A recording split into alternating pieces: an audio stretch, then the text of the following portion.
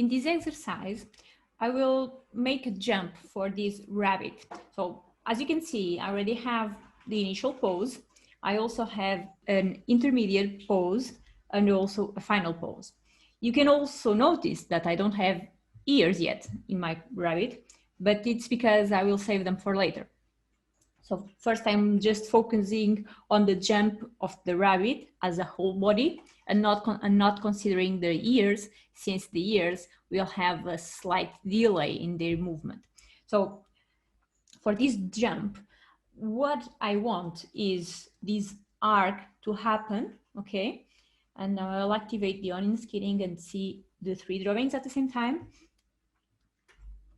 What I want to happen here is this arc I need to feel it without having this line through, okay, because I have this line here. Without viewing that arc, of course, I want to feel it during the animation.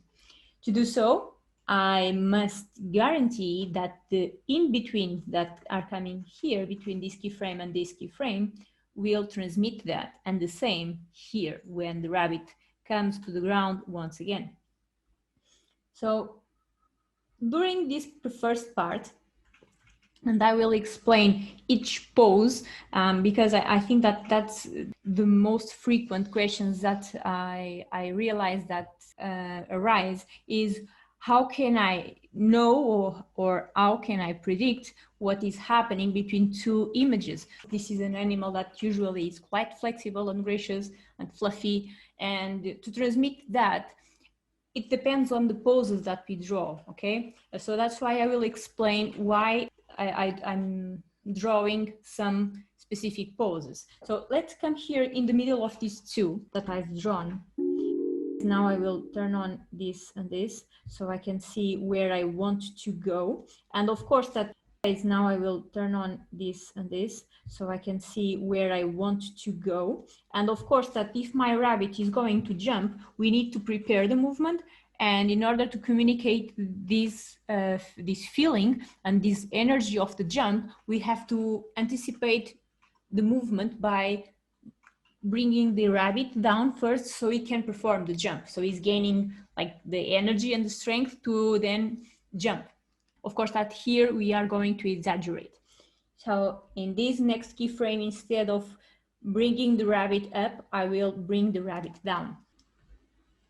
So something that I want to call your attention for is that if you are making this kind of animation, an anticipation of your main animation, in this case, the main animation is the jump, the anticipation is the moment where the rabbit is coming down, pay attention to where are the paws, where the paws are. So if the paws are the contact point with the ground and the energy that allows the rabbit to jump comes from this contact between the paws and ground, be sure that between these 2 keyframes, the paws, they are more or less in the same position, or else it will look like you are drawing a new animation and not making an anticipation of something else, okay? So it's very important for you to understand which parts should remain in the same spot and what parts can move around. So in this case, you can move around the body and the head,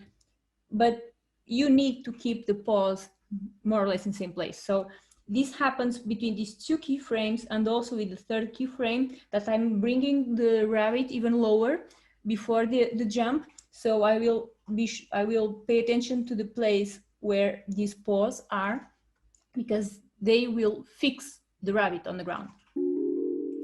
Okay. Now I'm just having these 3. So you can see that the back legs are sliding a bit behind. If you want to avoid that, you just need to keep this paw longer. And now comes the first frame where the rabbit is actually going up. In this keyframe, what I want to call your attention for is the fact that the body will be straight and it will be towards the sky, or in this case, to be more specific, it will be towards the next frame that we see here. But it's also important to still keep the back paws on the ground, okay, because they are the last element that leaves the ground. So now let's make the in-betweenings here between this pose and this pose. As the rabbit jumps, here will be faster, and here it starts to be slower until it almost stops before starting falling again. So these three drawings will be more similar to each other than these that we draw before. I will start from this keyframe and drawing backwards, because I know that this keyframe should be very similar to this one, but a little bit back, and the same for the other one. And then I will make an intermediate keyframe between this pose and this that I will be drawing.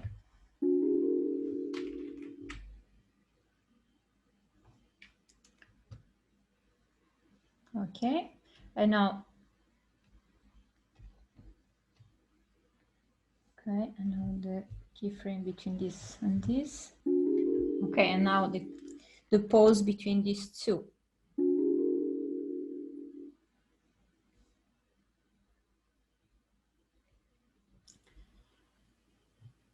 So what we see here, okay, we clearly see the movement of the jump, but there's no flexibility. I don't feel like this rabbit is very flexible only looking at this. Maybe here I feel a bit, but while he's jumping, he's too static. And this is because I didn't actually played with the stretch and the squash. I kind of squashed the rabbit a bit here, as you can see, he's a bit squashed. And this is what gives me the feeling of being squashy here in the beginning, but then I can't feel any more this flexibility. So what we need to do is to stretch the rabbit where it's faster, but don't put it too much time in the stretched position, because we really need to be aware of the main of the original format of the rabbit. So I would say that here, the moment where the rabbit leaves the ground, so here is still on the ground, the moment where the rabbit leaves the ground should be the more stretched frame. So instead of having this drawing here, I will make a rabbit much more stretched between these two, okay? And I will stretch it in order to occupy more space here. Okay, so I exaggerated a bit, but not too much, but it's enough to already start feeling some flexibility, okay? All right, so now, since it's stretched here, but it's not stretched here, neither there, I will also replace these two keyframes with a bit more stretched poses. Okay, now here I have a pose a bit more stretched, and also here, but more stretched, especially the back legs. Okay, and now I feel the flexibility. All right, so now let's do the second part, or at least let me explain you the second part, the poses of the second part. From here to here, there isn't much to say, but of course that we already have to fix this keyframe, because as we did here, we stretched it. We also need to stretch it here, because he's following and he's getting speed. Of course, the speed is not so much as the speed that is felt here, because he's really pushing his legs up and the body goes really fast. Here the speed is because of the gravity, and we will stretch it, but not so much as the first part. And there's another thing here. When the rabbit touched the ground, its body should also feel the weight of falling on the ground. So instead of just having this arc here, and now I'll bring this layer here.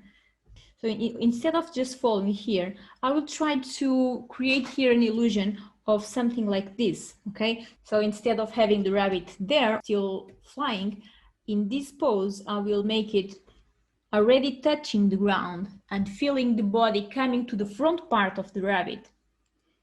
And the rest of the body will be like coming also, but in like an arc. All right, so here the rabbit is already on the ground, and as you can see, now I will have 3 keyframes to reestablish its original pose, and I have also 3 frames to do more or less the same that we did here on these 3. Oops. Right, so in these 3 poses, I will kind of repeat them there, but they should come from here to there, okay? And here there's not, as I was saying before, this is not, I don't have a lot to say here because it's just making the movement towards this arc and making the adaptations on the rabbit's body to follow this line.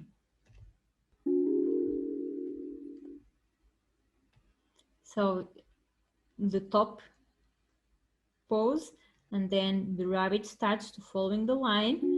Here I started to stretch the front part of the body, and here would be the moment where the rabbit would be more stretched. And notice that the front part is more stretched because it's the first one that is touching the ground, and the legs are kind of staying behind.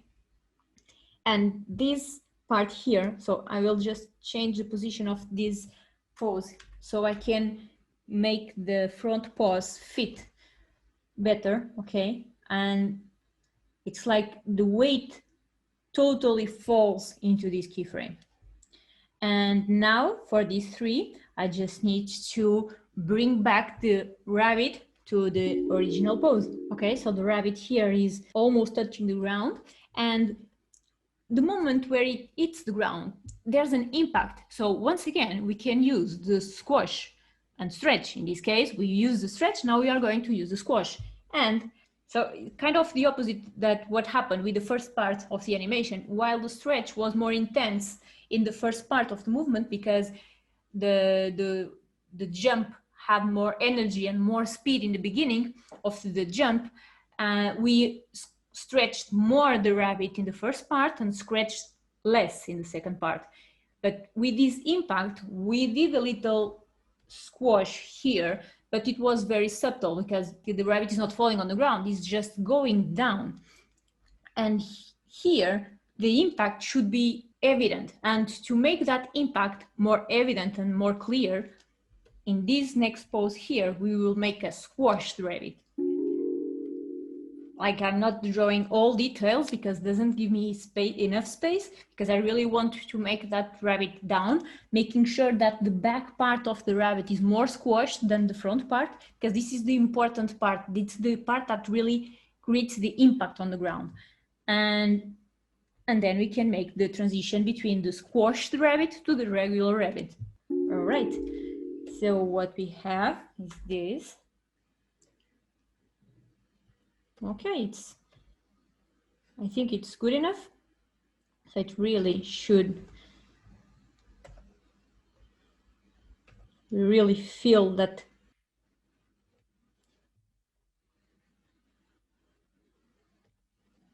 So we are ready to go for the ears now.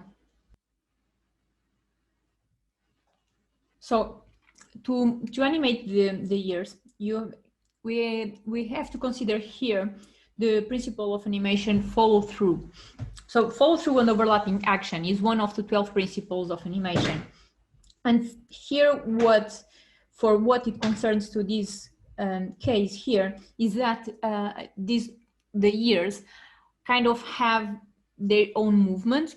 Of course, that the movement is related to the body, but it happens with a little bit of delay, because it's like, you imagine like a ponytail or a cape or even a skirt. In this case, the ears, when the rabbit comes down, the ears, of course, that they will also come down because they are attached to the head, but the movement stays a bit behind. So while the rabbit is coming down, the ears come down as well, but the loose part stays a bit up. And the same happens here. So it's the ears are coming down and the back part a bit up. Of course, that you can exaggerate as you want,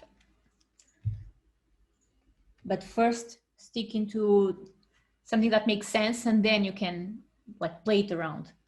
First, it has to make sense.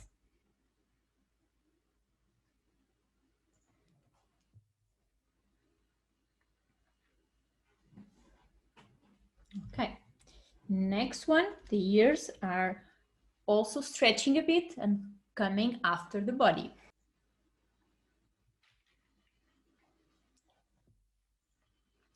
And here is the moment where they are more stretched as well.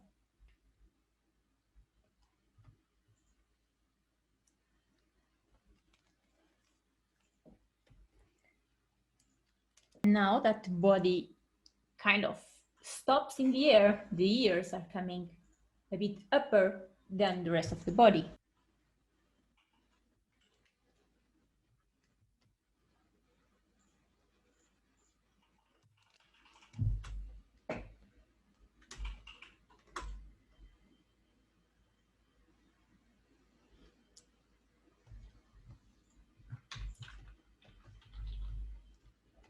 And in the next one, we stop playing around with the ears, because else it would be like flying with the wind. That doesn't make sense. We have to choose where we make the ears out of the body. So in this case, we can just make them here. I will delete the part of the body that is kind of ruining the effect. Here would be also along the body. We'll also make the other one.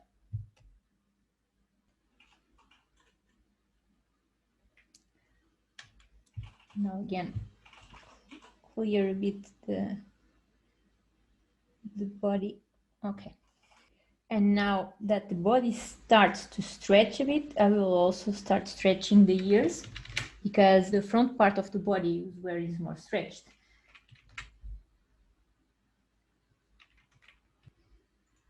Okay. And here it will be even more stretched. Delete again the part that I don't want.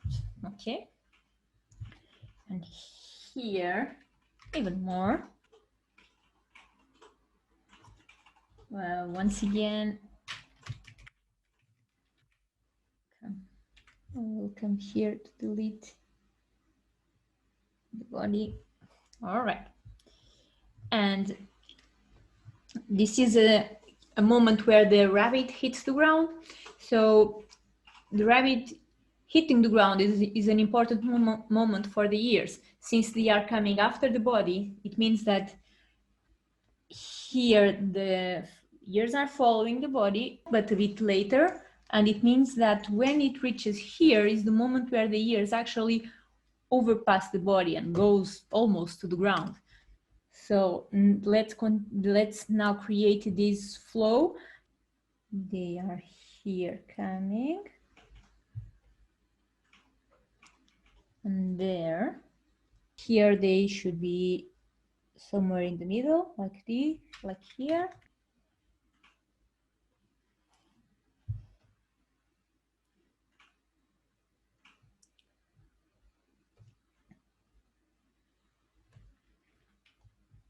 And